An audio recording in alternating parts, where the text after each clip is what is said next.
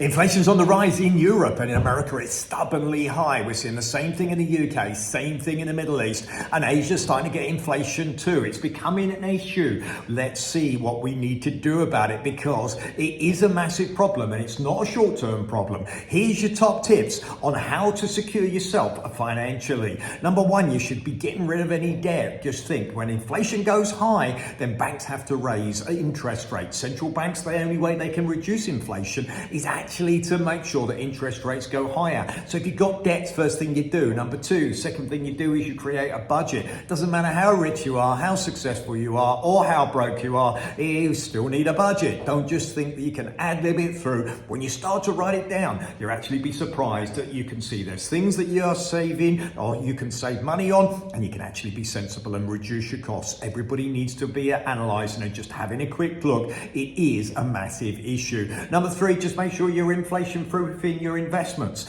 In other words, they shouldn't be in a bank account, they should be invested in real assets. What does that mean? Okay, well, look, if you're going to be investing into investment funds, talk to a financial advisor, whereby there's sectors where it's not discretionary spending. Okay, those sectors are ones where people spend money anyway. Healthcare is the one that comes to mind very, very quickly in most people's minds. People spend on healthcare regardless. Those prices continue to go up. Those companies continue to do well. Commodities, those areas when you've got inflation high and it's here to stay, lots of reasons for it. There's another video on my channel about why inflation's high. Okay, you just got to realize it's there and you've got to make sure you prepare for it. Number four, make sure you inflation proof your job. In other words, are you in the right sector right now? Okay, deVere's recruiting. If you're interested in the financial industry, go to deVere Group Careers and you'll see we've got opportunities. But you want to be in an industry where people need those services. Again, it's a bit like investing. You want to be in the right sectors, not the wrong sectors